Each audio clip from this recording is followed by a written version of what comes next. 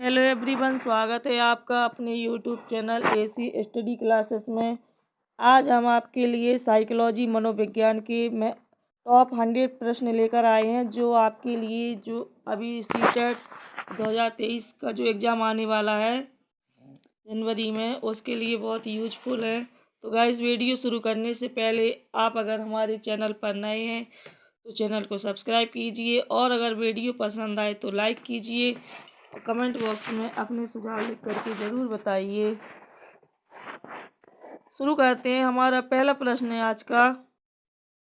यह कथन किसके द्वारा दिया गया है कि स्मृति सीखी हुई वस्तु का सीधा उपयोग है?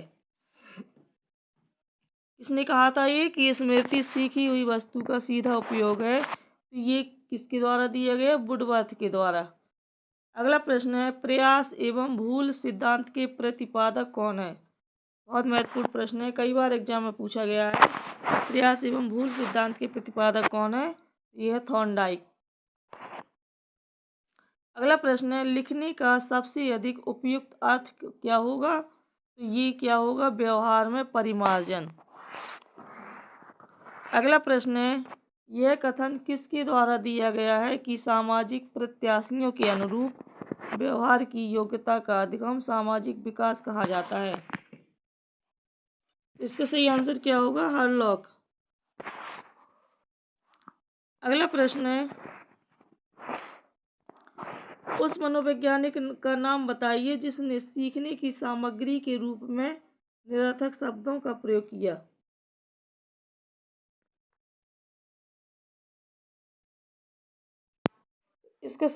ये वैज्ञानिक कौन थे जिन्होंने सीखने की सामग्री के रूप में निरर्थक शब्दों का प्रयोग किया था? तो ये थे एबिंगहॉस। अगला प्रश्न है, सृजनशीलता के पोषण हेतु एक अध्यापक को अपने विद्यार्थियों को कैसा रखना चाहिए? तो कार्य केंद्रित एवं लक्ष्य केंद्रित रखना चाहिए। अगला प्रश्न है,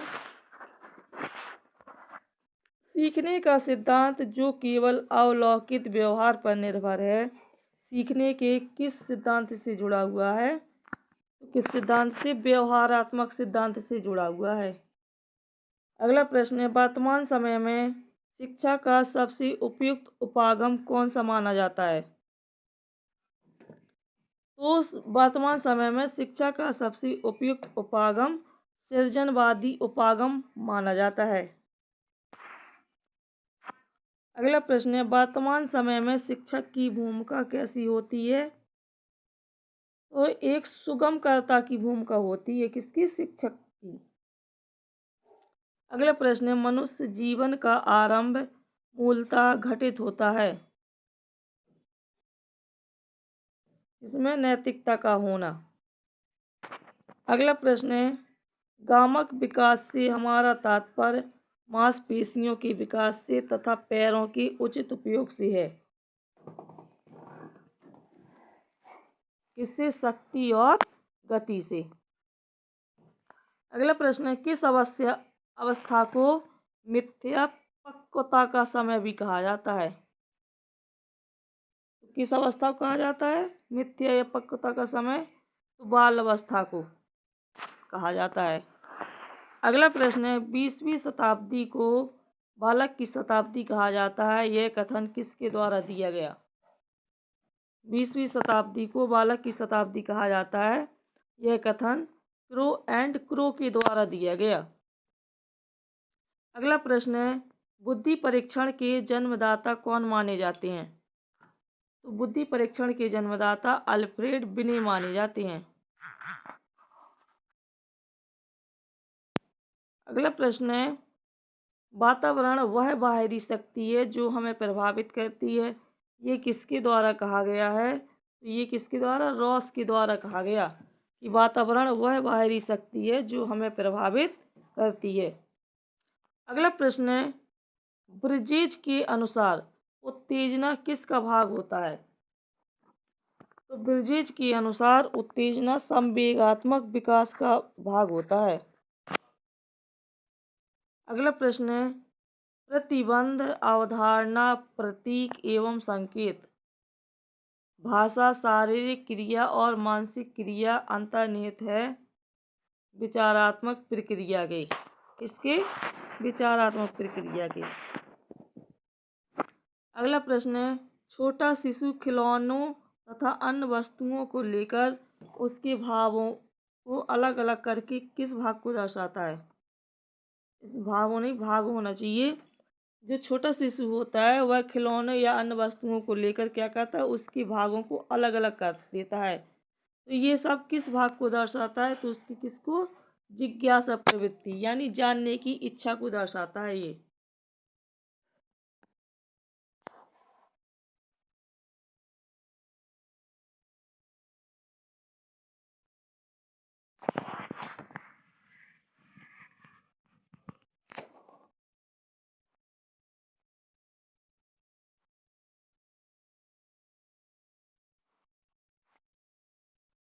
अगला प्रश्न है, खेल पर आधारित विधि का नाम क्या है? कौन सी विधि खेल पर आधारित है? तो किंडरगार्टन विधि। अब एक प्रश्न ये रह गया था कि अतिरिक्त शक्ति के सिद्धांत का संबंध किससे होता है? तो ये खेल से होता है। फिर खेल पर आधारित विधि का नाम क्या है? तो ये किंडरगार्टन विधि। अगला प्रश्न है, बाल विकास को सबसे अधिक प्रभावित करने वाला कारक कौन सा होता है? तो कौन सा होता है? खेल कूद का मैदान। बाल विकास को प्रभावित करने वाला सबसे पहला कारक कौन सा होता है? खेल कूद का मैदान। अगला प्रश्न है, किसकी क्रियाशीलता का संबंध मनुष्य की पाचन क्रिया से भी होता है? तो ये किसकी क्रियाशीलता का संबंध मनुष्य की पाचन क्रिया से होता है? तो अधिवृक्क ग्रंथि का संबंध जो होता है वो मनुष्य की पाचन क्रिया से होता है। अगला प्रश्न है, ग्रंथि की दोषपूर्ण कार्य के कारण व्यक्ति का लैंगिक विकास उचित रूप से नहीं हो पाता। किस ग्रंथि के दोषपूर्ण कार्य के कारण व्यक्ति का जो लैंगिक विकास होता है उचित रूप से नहीं हो पाता? पीनियल ग्रंथि के कारण। अगला प्रश्न है, किंडरगार्टन विधि के जनक कौन है? ये किसको माना जाता है? फ्रोबेल को। बहुत महत्वपूर्ण प्रश्न है, कई बार पूछा गया है। किंडरगार्टन विधि के जनक कौन माने जाते हैं? तो ये फ्रोबेल को माना जाता है। अगला प्रश्न है, किस विधि में शिक्षण सूत्र का प्रयोग होता है? तो आगमन विधि में होता है शिक्षण सूत्र का प्रयोग। और निगमन विधि में किसका होता है? नियमों का प्रयोग होता है। अगला प्रश्न है, देखो सुनो और बोलो ये किस विधि पर आधारित है? तो ये प्रदर्शन विधि पर। तो देखो सुनो और बोलो ये किस विधि पर आधारित है? तो ये प्रदर्शन विधि पर आधारित। अगला प्रश्न है, वह कौन सी विधि है जिसमें पहले नियम बताया जाता है बाद में उदाहरण बताया जाता है? कौन सी है? निगमन विधि। अगला प्रश्न है, उस विधि का नाम बताइए जिसमें पहले उदाहरण बताया जाता है और बाद में नियम बताया जाता है। तो क्या है ये? आगमन विधि। देखो अगला प्रश्न है, विशिष्ट से सामान्य की ओर कौन सी विधि होती है? ये कौन सी होती है? निगमन विधि। विशिष्ट से सामान्य की ओर।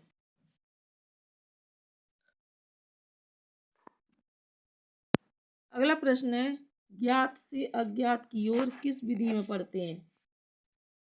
ज्ञात से अज्ञात की ओर पहले जो हमें ज्ञात होता है उसको पढ़ाते हैं और बाद में जो ज्ञात नहीं होता है उसकी तरफ जाते हैं। तो ज्ञात से अज्ञात की ओर किस विधि में पढ़ते हैं? तो ये पढ़ते हैं संश्लेषण विधि में। अगला प्रश्न है, एक कक्षा में शिक्षक और छात्र का अनुपात कितना होना चाहिए? तो 1:40 यानी 40 छात्रों के बीच में एक शिक्षक होना चाहिए। अगला प्रश्न है, शिक्षा का अधिकार अधिनियम कब बना था? तो शिक्षा का अधिकार अधिनियम 2009 में बना था। अगला प्रश्न है, शिक्षा मनोविज्ञान की पहली पुस्तक कब एवं किसके द्वारा लिखी गई? तो शिक्षा मनोविज्ञान की पहली पुस्तक थॉर्नडाइक के द्वारा 1903 में लिखी गई। किसके द्वारा? थॉर्नडाइक के द्वारा 1903 में। अगला प्रश्न है, शिक्षा का अधिकार अधिनियम कब लागू हुआ? तो ये कब हुआ था? 1 अप्रैल 2010 को। शिक्षा का अधिकार 1 अप्रैल 2010 को लागू हुआ था। अगला प्रश्न है, मनोविज्ञान को आत्मा का विज्ञान किसने कहा है? आत्मा का विज्ञान किसने कहा? तो ये कहा है अरस्तु ने। अगला प्रश्न है, नए रचनात्मक कार्यों को सीखने पर कौन सा सिद्धांत बल देता है? तो नए रचनात्मक कार्यों को सीखने पर अंतर्दृष्टि का सिद्धांत बल देता है। अगला प्रश्न है, स्किनर किस संप्रदाय के समर्थक थे?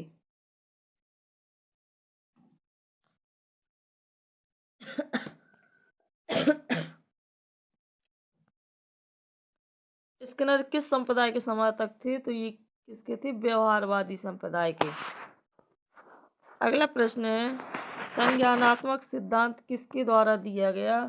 ये ब्रूनर के द्वारा दिया गया। किसके द्वारा? ब्रूनर के द्वारा। अगला प्रश्न है, कोहेलर किस संप्रदाय के समर्थक थे? तो ये संज्ञानवादी संप्रदाय के समर्थक थे। कौन? कोहेलर। अगला प्रश्न है, सुल्तान नामक चिंपांजी पर किसने प्रयोग किया था? ये किया था कोहेलर ने। किस पर किया था? सुल्तान नाम की एक चिंपैंजी, किसका नाम था? एक बंदर का नाम था। तो इस पर सबसे पहला प्रयोग किसने किया? कोहेलर ने किया था। अगला प्रश्न है, खेल में बिजूका का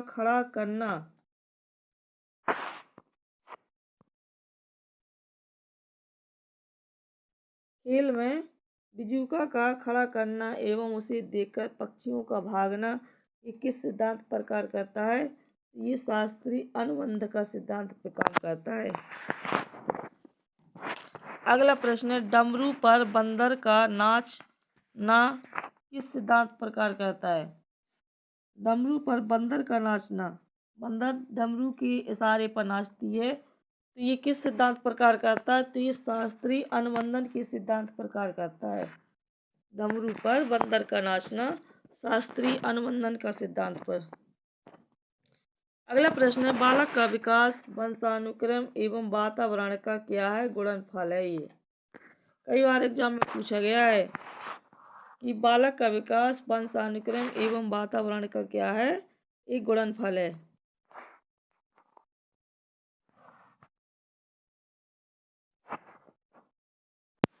अगला प्रश्न है, जीवन का सबसे कठिन काल किसको माना जाता है? ये माना जाता है किशोरावस्था को। अगला प्रश्न है, विकास केवल एक ओर न होकर चारों ओर होता है, यह सिद्धांत किसको बताता है? ये वर्तुलाकार को बताता है कि विकास सिर्फ एक तरफ न होकर के चारों ओर होता है, यानी विकास के सभी पक्षों का, शारीरिक, मानसिक, बौद्धिक, संज्ञानात्मक, इन सभी का विकास एक जैसा होता है। ये किसको बताता है? वर्तुलाकार को।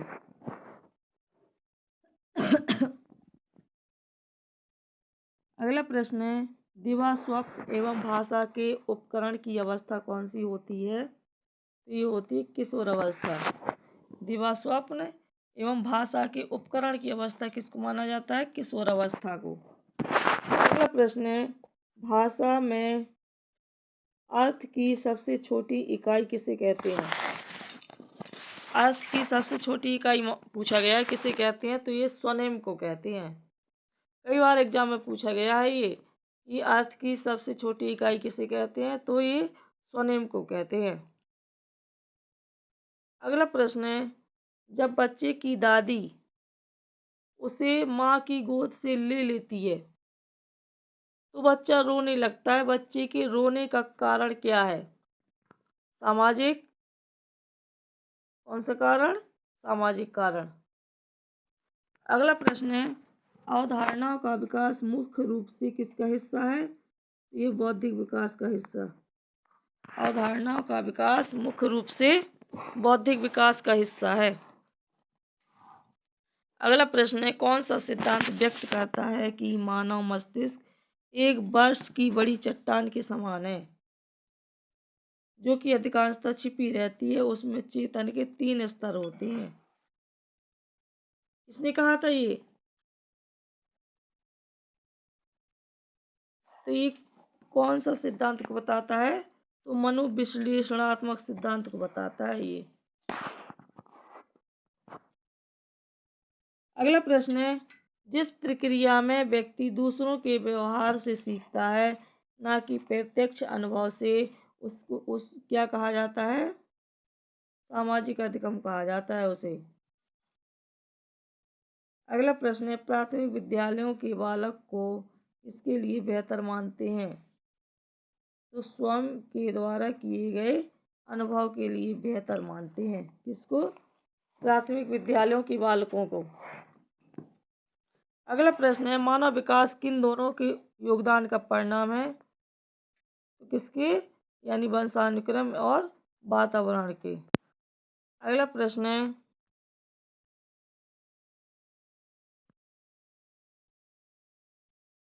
कौशल को सीखने में पहली अवस्था कौन सी होती है? तो ये होती अनुकरण की अवस्था। अगला प्रश्न है, विद्यार्थियों के साथ संप्रेषण का अर्थ क्या होता है? तो संप्रेषण का अर्थ क्या होता है? विचारों का आदान प्रदान करना। अगला प्रश्न है, परिवार एक साधन है किसका?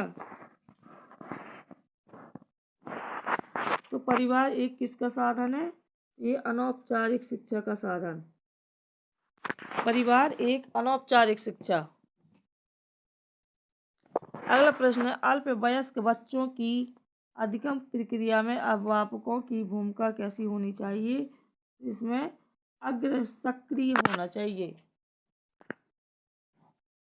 अगला प्रश्न है, शिक्षा की किंडरगार्टन पद्धति का प्रतिपादन किसके द्वारा किया गया? ये किया गया था फ्रोबेल के द्वारा। किंडरगार्टन पद्धति का प्रतिपादन फ्रोबेल के द्वारा किया गया। अगला प्रश्न है, आनुवंशिकता के मूल संवाहक कौन माने जाते हैं? ये जीन्स माने जाते हैं। आनुवंशिकता के मूल संवाहक जीन्स माने जाते हैं। अगला प्रश्न है, किसी छात्र का बौद्धिक विकास, शारीरिक विकास तथा संवेगात्मक विकास, उसकी विकास की प्रक्रिया का कौन सा कारक होता है? ये आंतरिक कारक होता है। अगला प्रश्न है, पियाजे के अनुसार किसी बालक में तार्किकता का अभाव किस आयु तक होता है? तो तार्किकता का अभाव 7 वर्ष तक होता है। पियाजे के अनुसार 7 वर्ष तक। अगला प्रश्न है, किसी बालक में चिंतन की योग्यता इसके सफल जीवन का मूल आधार है। ये किसके द्वारा दिया गया है? ये कथन किसने दिया? तो ये दिया था क्रो के द्वारा। अगला प्रश्न है, चिंतन अनिवार्य रूप से क्या होता है? ये होता है एक संज्ञानात्मक गतिविधि। चिंतन अनिवार्य रूप से एक संज्ञानात्मक गतिविधि माना जाता है।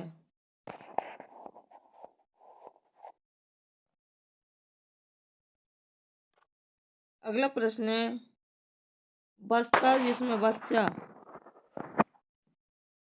किसी वस्तु या घटना के बारे में तार्किक रूप से सोचना शुरू करता है, इसे कौन सी अवस्था कहा जाता है? तो मूर्त क्रियात्मक अवस्था कहा जाता है इसे।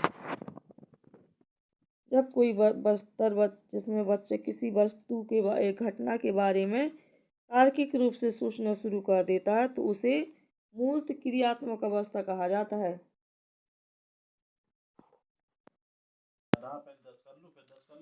अगला प्रश्न है, बच्चों के सामाजिक विकास में विशेष महत्व होता है किसका? खेल का होता है सबसे ज्यादा महत्व। अगला प्रश्न है, बुद्धि एवं सृजनात्मकता में किस प्रकार का सह संबंध पाया जाता है? तो इसमें धनात्मक सह संबंध पाया जाता है। कैसा? धनात्मक। अगला प्रश्न है, स्व केंद्रित अवस्था होती है कौन सी? बालक में कब से कब तक होती है स्व केंद्रित अवस्था? तो ये 3 से 6 वर्ष तक मानी जाती है स्व केंद्रीय अवस्था, 3 से 6 वर्ष तक। अगला प्रश्न है, उत्तर बाल अवस्था का समय कब तक होता है? उत्तर बाल अवस्था का समय 6 से 12 वर्ष तक होता है। अगला प्रश्न है, बालकों में सौंदर्यानुभूति विकसित करने का आधारभूत साधन कौन सा है? तो यह प्रकृति अवलोकन। अगला प्रश्न है, समान स्तर की बालक बालिकाओं का बौद्धिक स्तर भिन्न होता है। यह कथन किसके द्वारा दिया गया? ये हार्लॉक ने कहा था कि एक समान स्तर की बालक बालिकाओं का बौद्धिक स्तर क्या होता है? भिन्न होता है। अगला प्रश्न है, अमेरिका के मनोविज्ञान के जनक किसे माना जाता है? अमेरिका के मनोविज्ञान का जनक विलियम जेम्स को माना जाता है। अगला प्रश्न है, शिक्षा मनोविज्ञान की उत्पत्ति कब हुई? ये हुई थी 1900 ईस्वी में। शिक्षा मनोविज्ञान की उत्पत्ति 1900 ईस्वी में हुई थी। अगला प्रश्न है, अनुबंध की प्रक्रिया में प्रथम सोपान कौन सा होता है? ये उत्तेजना होती है। प्रथम सोपान उत्तेजना। अगला प्रश्न है, संवेग की उत्पत्ति किससे होती है? ये मूल प्रवृत्तियों से होती है। संवेग की उत्पत्ति मूल प्रवृत्तियों से। अगला प्रश्न है, क्षेत्र सिद्धांत किस विद्वान ने दिया? तो ये क्षेत्र सिद्धांत कर्ट लेविन ने दिया था। अब अगला प्रश्न है, गेस्टाल्टवादी क्या है? गेस्टाल्टवादी क्या है? तो यह जर्मनी की विद्वानों का समूह है, जिसमें कोयलर, कोफा, बर्दीमर शामिल है।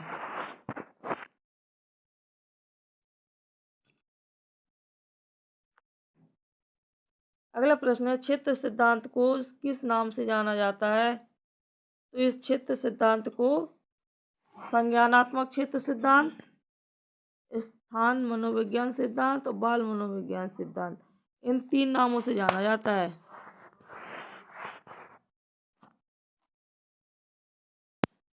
अगला प्रश्न है, अस्थायी मानव दांत कितने होते हैं?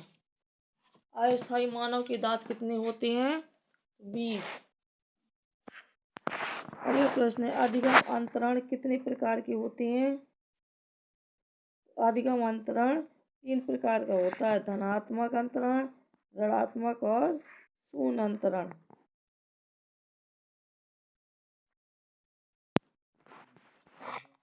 अगला प्रश्न है, गणित संबंधी विकार को क्या कहते हैं? ये डिस्कैलकुलिया। गाइस, ये बहुत इंपॉर्टेंट प्रश्न है, कई बार एग्जाम में पूछा गया है, बार बार ये पूछा जाता है। गणित संबंधी विकार को क्या कहते हैं? तो डिस्कैलकुलिया कहते हैं। अगला प्रश्न है, औपचारिक संक्रियात्मक अवस्था कौन सी होती है? तो 11 वर्ष के बाद की अवस्था औपचारिक संक्रियात्मक अवस्था मानी जाती है। अगला प्रश्न है, कोमल शिल्प उपागम किससे संबंधित है? तो ये मनोवैज्ञानिक सिद्धांतों के अनुप्रयोग से संबंधित है। अगला प्रश्न है, भूख और प्यास क्या है? ये क्या है? एक अर्जित प्रेरक है। ये भूख और प्यास अर्जित प्रेरक।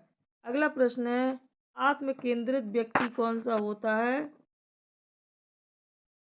तो आत्म केंद्रित व्यक्ति, अंतर्मुखी व्यक्ति को आत्म केंद्रित व्यक्ति कहते हैं।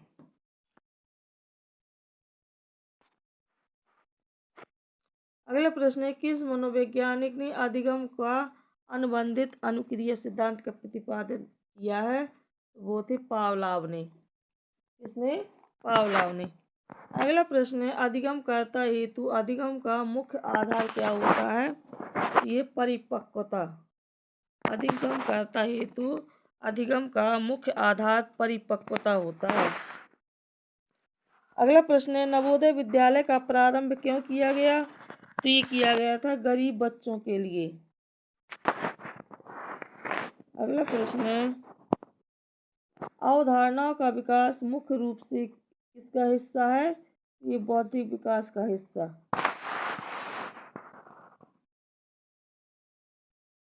अवधारणाओं का विकास मुख्य रूप से किसका हिस्सा है? तो बौद्धिक विकास का हिस्सा है। अगला प्रश्न है, सार्थक अधिगम की प्रक्रिया विकास की किस अवस्था से प्रारंभ होती है? तो सार्थक अधिगम की जो क्रिया होती है ये सहज अवस्था से प्रारंभ होती है। अगला प्रश्न है, विशिष्ट बालकों में कौन कौन से बालक आते हैं?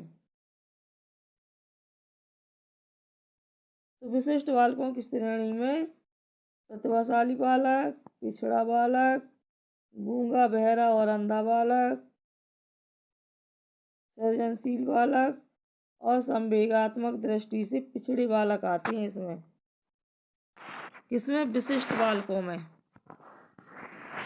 अगला प्रश्न है, सृजनशील बालक इनका IQ कितना होता है? सृजनशील बालकों का IQ 120 से अधिक होता है।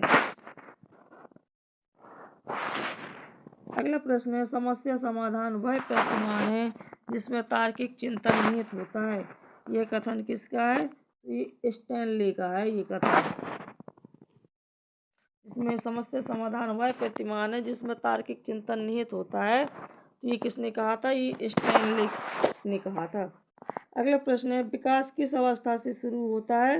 ये प्रसव पूर्व अवस्था से शुरू हो जाता है। अगला प्रश्न है, किस अवस्था में घनिष्ठ मित्रता पाई जाती है? किस अवस्था में घनिष्ठ मित्रता की प्रवृत्ति पाई जाती है? ये किशोर अवस्था में पाई जाती है। अगला प्रश्न है, वांछित बालक किसे कहते हैं? तो वांछित बालक उन बालकों को कहते हैं जिनमें शिक्षा के उचित अवसर प्राप्त नहीं हो पाते लेकिन पढ़ने की क्षमता रखते हैं। तो वांछित बालक वे बालक होते हैं जिन्हें शिक्षा के उचित अवसर प्राप्त नहीं हो पाए लेकिन फिर भी पढ़ने की भी क्षमता रखते हैं, लेकिन वे शिक्षा से क्या हुआ? वंचित रह गए। अगला प्रश्न है, पियाजे के संज्ञानात्मक विकास के अनुसार संवेदी क्रियात्मक अवस्था कौन सी होती है? ये जन्म से 2 वर्ष तक की मानी जाती है। अगला प्रश्न है, बच्चों में नैतिकता की स्थापना के लिए सर्वोत्तम मार्ग कौन सा है? तो ये शिक्षक का आदर्श रूप में व्यवहार करना।